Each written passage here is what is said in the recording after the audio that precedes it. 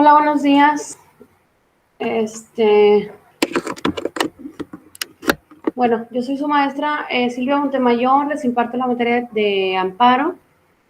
Y bueno, nos corresponde en esta clase ver de los artículos 261 al 271. Ya son los últimos artículos, pues ya prácticamente terminamos. Probablemente la semana próxima no vaya a haber sesión síncrona porque no está programado en el calendario. Sin embargo, sí me gustaría pues conectarme un ratito en la noche o así. Igual ya les mando mensaje pues para ver detalles del trabajo final, de los trabajos de puntos extras, etcétera. Entonces, a ver los últimos 10 artículos que nos faltan.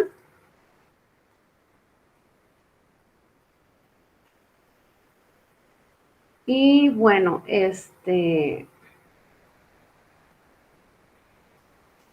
igual les voy a presentar aquí la pantalla para ir viendo la ley.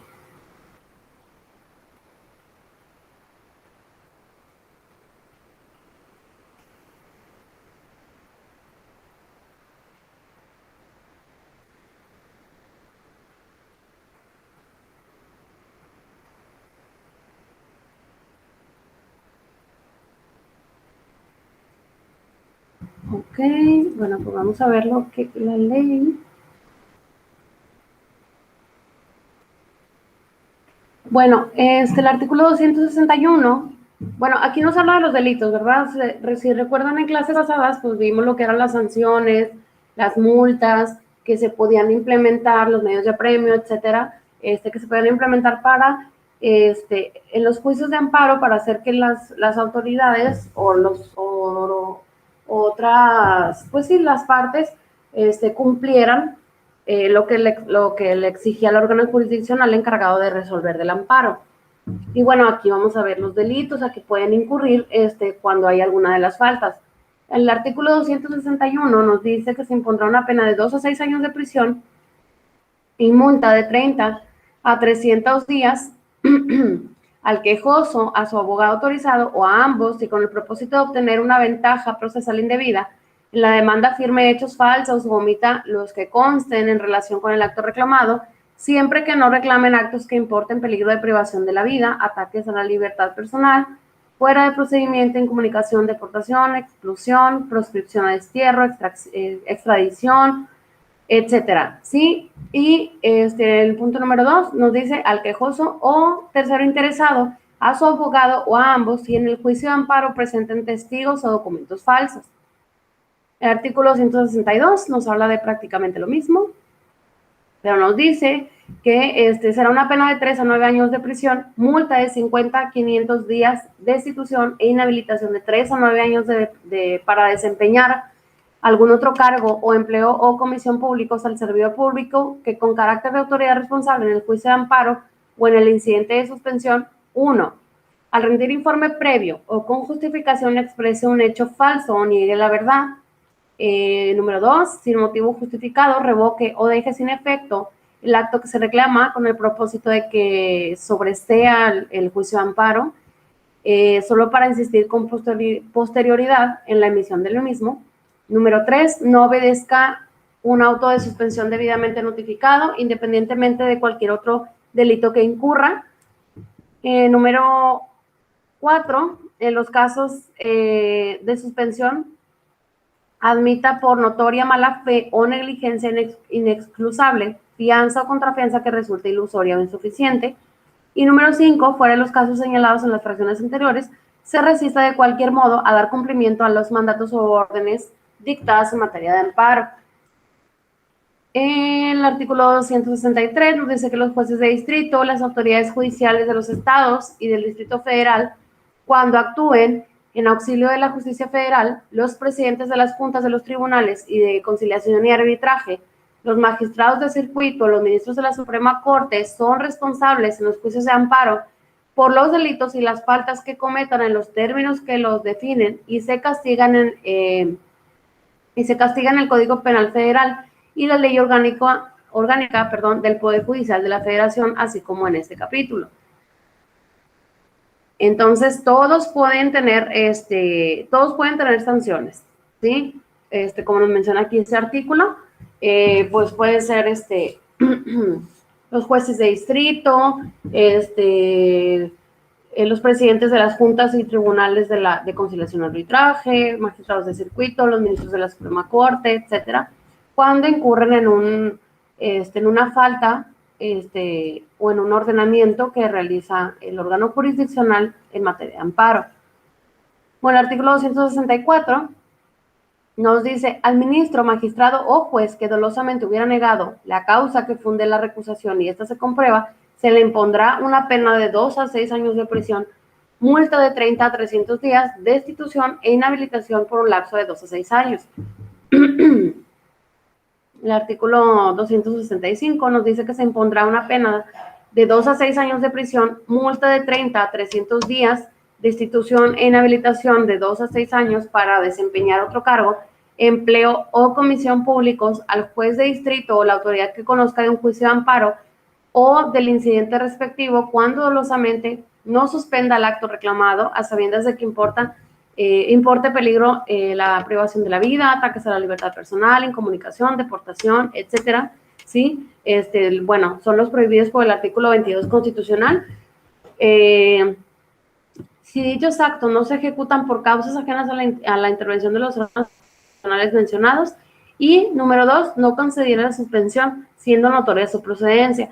El artículo siguiente, bueno, pues es lo mismo, solo cambia la pena, nos dice que se impondrá una pena de 3 a 7 años de prisión, multa de 50 a 500 días de destitución o inhabilitación de 3 a 7 años para desempeñar otro cargo, empleo o comisión públicos al juez de distrito o la autoridad que conozca de un juicio de amparo o del incidente respectivo cuando dolosamente no suspenda el acto reclamado a sabiendas de que importa el peligro de la vida, ataques a la libertad personal fuera del procedimiento, incomunicación, deportación, expulsión, proscripción o destierro, extradición, desaparición forzada de personas o alguno de los prohibidos por el artículo 22 constitucional, ¿sí? Así como la incorporación forzosa al ejército, armada o fuerza aérea nacionales, y se lleva a efecto su ejecución. En el anterior artículo era si no se ejecuta por causas ajenas, ¿verdad?, a la intervención del órgano jurisdiccional, y bueno, en este es si se lleva a cabo su ejecución. Y pues el otro también, que ponga en peligro la libertad al quejoso, no es ponga en peligro, es ponga en libertad al quejoso en contra de lo previsto en las disposiciones aplicables de esa ley.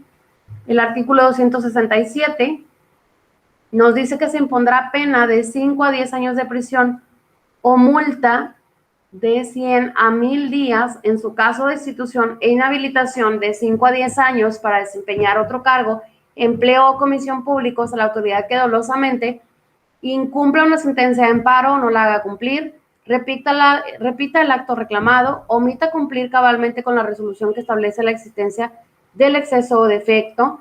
4, incumpla la resolución en el incidente que estime incumplimiento sobre declaratoria general de inconstitucionalidad. Las mismas penas que señalan este artículo serán impuestas en su caso al superior de la autoridad responsable que no haga cumplir una sentencia de amparo. El artículo 268 nos dice que se impondrá una pena de 1 a 3 años de prisión o multa de 30 a 300 días y en ambos efectos destitución e inhabilitación de 1 a 3 años para desempeñar algún otro cargo.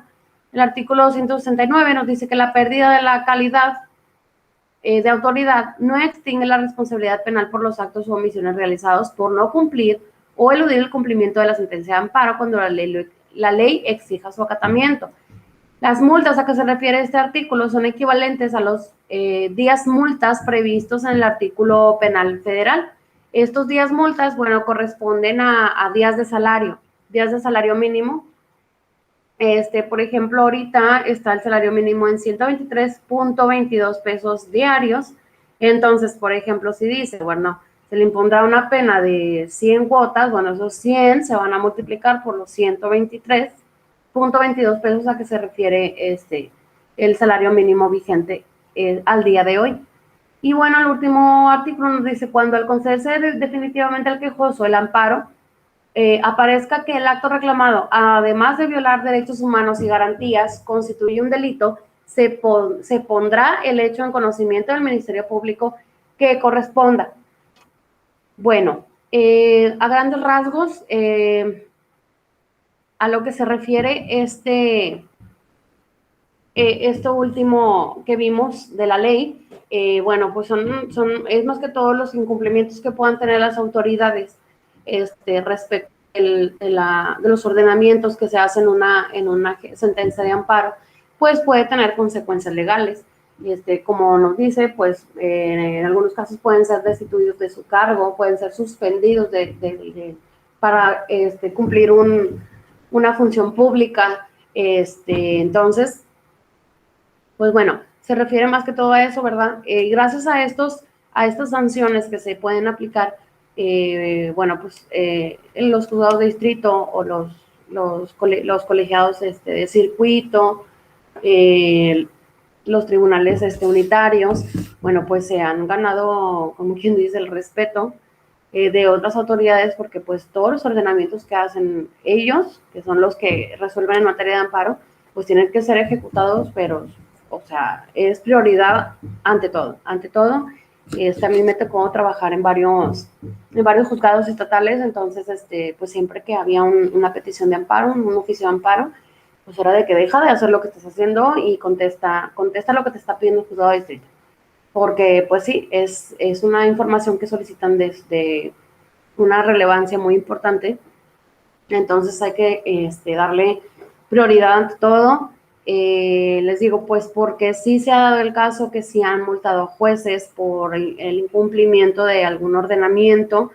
Entonces, simplemente, pues si se solicita un informe previo o un informe justificado y el juez no contesta porque, bueno, vamos a decir algo, son 3 días a partir de que se recibe el oficio, no sé, se recibe hoy 4 de diciembre a las 13 horas. ¿Cuándo se va a vencer? Bueno, al tercer día hábil después de notificado, entonces vamos a contar lunes, martes, miércoles. El miércoles a las 13 horas se vence. Si el miércoles a las 13 con 5 horas, con 10 horas, no se ha enviado, ahí ya estás incurriendo. O sea, ya estás incurriendo pues sí, en el incumplimiento de lo que te estaban ordenando. Entonces, ahí ya pueden ser sujetos a alguna sanción.